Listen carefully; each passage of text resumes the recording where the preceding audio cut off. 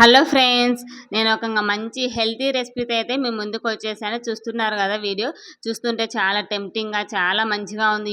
ఏం ప్రిపేర్ చేశారు అనుకుంటున్నారా?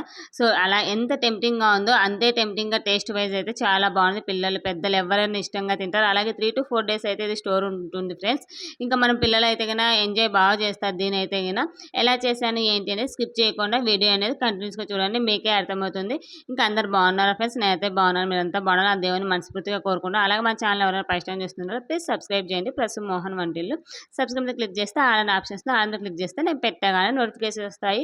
ఇంకా వీడియో ప్రాసెస్ అనేది చూసేయండి ఫ్రెండ్స్. ఇంకా మనం ఇప్పుడున్న నవే డేస్ చాలా మంది ఈ రాగి పిండి అనేది తినకూడదు మానేస్తున్నారు. తినేవాళ్ళు తింటున్నారు. మాక్సిమం ఎలా చేయాలా ఏంటి అనేది దీంతో ఏదైనా బోలెడన్ని రెసిపీస్ అయితే మనం ప్రిపేర్ చేసుకోవచ్చు ఫ్రెండ్స్. ముందుగా అయితే నేను ఈ రెసిపీ కోసం ఒక కప్పు రాగి పిండి అండ్ అన్ని హెల్తీ వర్షనే తీసుకున్నాను. బీట్రూట్, క్యారెట్, పచ్చి కొబ్బరి అండ్ నెయ్యి, బెల్లం, డ్రై ఫ్రూట్స్ ఇంతేనండి దీనికి కావాల్సిన ఇంగ్రీడియంట్స్ అయితే. ఇంకా కొబ్బరి వద్దనుకుంటే మీరు స్కిప్ చేసేసుకోవచ్చు, పచ్చి కొబ్బరి అనేది. ముందుగా అయితే కనుక నేను ఒక కప్పు రాగిపిండి తీసుకున్నాను కదా. ఈ రాగిపిండిని ఒక గిన్నెలో ఒక వాటర్ తీసుకొని, ఒక 1/2 లీటర్ పైనే వాటర్ తీసుకొని అందులోకి మంచిగా కలిపి నానబెట్టుకోవాలన్నమాట. ఇంకా రాగిపిండి బదులు మీరు రాగులను ప్రిపేర్ చేయొచ్చు. రాగులంతా ఓవర్ నైట్ నానబెట్టి మార్నింగ్ మిక్సీ వేసేసుకుంటే మనకు ఆ పాలు ఉంటుంది కదా, మెయిన్లీ రాగి పాలు మనకి ఇందుకు అవసరం అనమాట. మీరు రాగులు అయితే కనుక నానబెట్టుకొని మిక్సీ చేసుకొని ఆ పాలు అయితే కనుక తీసుకోవచ్చు. ఇంకా ఆ పిండి నేను ఇవన్నీ కట్ చేసుకునే లోపు పిండి అయితే నానిపోతుంది అనేసి కలిపేసి పక్కన పెట్టుకున్నాను. ఇంక ఇందుకోసం బీట్రూట్, క్యారెట్ ఇవైతే కనుక మెత్తగా పట్టేసుకోవాలి, పేస్ట్ లాగా పట్టేసుకొని పక్కన పెట్టుకోవాలి.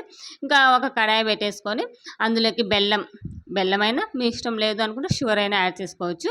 నేను చేసిన మిస్టేక్ ఏంటి అంటే కొంచెం తీపి ఎక్కువైందనమాట.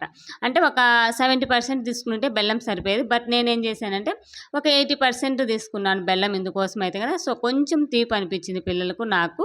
సో మీరు కావాలి తీపి సరిపోతుందంటే 80% వేసుకోండి, లేదు అంటే కనుక ఒక 70% ఆర్ 65% వేసుకుంటే సరిపోతుంది. ఇంకా అది పాకం ఇవేం అవసరం లేదండి. బెల్లం కరిగించుకొని పక్కన పెట్టేసుకోవాలి. ఇంకో వేరే కడాయి తీసుకొని అందులోకి కాస్త నెయ్యి తీసుకొని ఆ నెయ్యిలోకి మనం ఇలా పేస్ట్ చేసుకున్న క్యారెట్, బీట్రూట్ ఉన్నాయి కదా, ఇవైతే ఫ్రై చేసుకోవాలి. ఒక మనకి పచ్చి స్మెల్ పోయేంత వరకు ఫ్రై చేసుకోవాలన్నమాట. ఒక 5 minutes అలా మూత పెట్టేసి ఫ్రై చేసుకున్నామంటే ఆటోమేటిక్గా మనకు ఫ్రై అయిపోతుంది. ఇంకా ఫ్రై అయిపోయిన ఈ బీట్రూట్ దీంట్లో ఈ పేస్ట్లోకి మనం బెల్లం కరిగించి పెట్టుకున్నాం కదా, ఆ బెల్లం నీళ్ళనైతే వడగట్టుకొని ఇందులో యాడ్ చేసుకొని ఒక పొంగు అయితే రానివ్వాలి. ఇంకొక పొంగు వచ్చిన తర్వాత మనము నానబెట్టుకున్న రాగిపిండి ఉంది కదా, సో ఇలా యాడ్ చేసుకోవాలి. పాలను మాత్రమే యాడ్ చేసుకోండి. మొత్తం తినాలి అనుకుంటే మొత్తం యాడ్ చేసుకోండి. ఎందుకంటే రాగిపిండి కొంచెం కసకసా అంటుంది అనమాట తినేటప్పుడు మొత్తం అలాగే యాడ్ చేస్తే. సో అందుకనేసి నేను రాగి పాలను మాత్రమే తీసుకున్నాను. మేము తినగలము అంటే మొత్తం పిండిని కలిపేసి యాడ్ చేసుకోవచ్చు. ఇంకా ఇలా వేసిన తర్వాత ఇదంతా దగ్గర అయ్యేంత వరకు మనము కలుపుతూ ఉండాలి ఫ్రెండ్స్, ఉంటలు కట్టుకోకుండా. అక్కడక్కడ నెయ్యి యాడ్ చేసుకొని ఇలా కొంచెం అంటే నేను మళ్ళీ పక్కన పెట్టేసాను. మళ్ళీ పాలలాగా వచ్చి అది కూడా యాడ్ చేసుకున్నాను ఇక్కడ. ఇంకా లాస్ట్లో చూసారా ఇదంతా పడేసాను. కావాలనుకుంటే అది కూడా యాడ్ చేసుకోండి. ఇంకా ఇలా కలుపుతూ ఉంటే మనకి లాస్ట్కి ఒక థిక్ పేస్ట్ లాగా రెడీ అవుతుంది. ఇంకా రాగి పిండి అంటే చాలామంది ఎలా చేయాలా ఏంటి అనేది తినుకోకుండా ఇప్పుడున్న జనరేషన్ అయితే మ్యాక్సిమం ఆల్మోస్ట్ అందరు పక్కన పెట్టేస్తున్నారు. అలా ఇలా కొన్ని రెసిపీస్ అయితే ప్రిపేర్ చేసి మన పిల్లలకు కూడా ఈ విధంగా రాగి పిండి అనేది తినిపించేయచ్చు ఫ్రెండ్స్. రాగులు అనేది చాలా హెల్త్ బెనిఫిట్స్, కాల్షియం ఇలాంటివన్నీ ఎక్కువ ఉంటాయి కాబట్టి బోన్ స్ట్రెంత్ కానీ ఏ దానికైనా మంచిగా యూజ్ అవుతుంది రాగులు అనేవి. ఇంకా ఇందులోకి లాస్ట్లో పచ్చి కొబ్బరి, డ్రై ఫ్రూట్స్ నెయ్యిలో వేయించుకునేవి యాడ్ చేసేసుకొని ఇంకా ఈ విధంగా మొత్తం మనకు తిక్కు పేస్ట్ లాగా అయిపోయిన తర్వాత స్టవ్ బంద్ చేసేసి ఈ పేస్ట్ని ఒక గిన్నెలోకి నెయ్యి రాసేసి ఒక గిన్నెలోకి ట్రాన్స్ఫర్ చేసుకొని పూర్తిగా చల్లారనివ్వాలి. అప్పుడే మనకి ఇది తినడానికి పర్ఫెక్ట్గా వస్తుంది అనమాట. ఇలా నేనైతే కానీ ఒక గిన్నె తీసుకొని ఇంకా నెయ్యి అవసరం లేదు అనుకుంటే బటర్ పేపర్ కానీ అరిటాక్ కానీ అడుగున వేసేసి దానిపైన ఇది యాడ్ చేసేసుకుంటే సరిపోతుంది. నాకు అవి ఏమి అవైలబిలిటీ లేవు కాబట్టి కొంచెం నెయ్యి రాసేసి ఆ గిన్నెలోకి అయితే దీని అంతా ట్రాన్స్ఫర్ చేసేసాను. ఇంక ఇది పూర్తిగా చల్లారిన తర్వాతనే మనం తినడానికి చాలా బాగొచ్చు.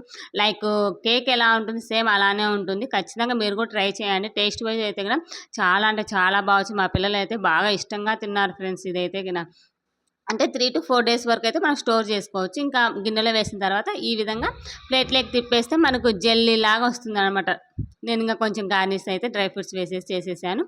ఇంకా హెల్త్ విషయానికి వస్తే కదా రాగులు చాలా హెల్త్ బెనిఫిట్స్ ఉన్నాయని మీకు కూడా తెలిసే ఉంటుంది కదా. సో రాగులతో ఇలా హెల్తీగా ఏమైనా ప్రిపేర్ చేసి పిల్లలకి విధంగా పిల్లల హాలిడేస్లో ఇంట్లోనే ఉంటారు, ఏదో ఒకటి అడుగుతూ ఉంటారు. సో ఏదో ఒకటి చేసే వాళ్ళు ఇలా హెల్తీగా చేసి పెట్టామంటే వాళ్ళు కూడా మంచిగా ఎంజాయ్ చేస్తారు కదా.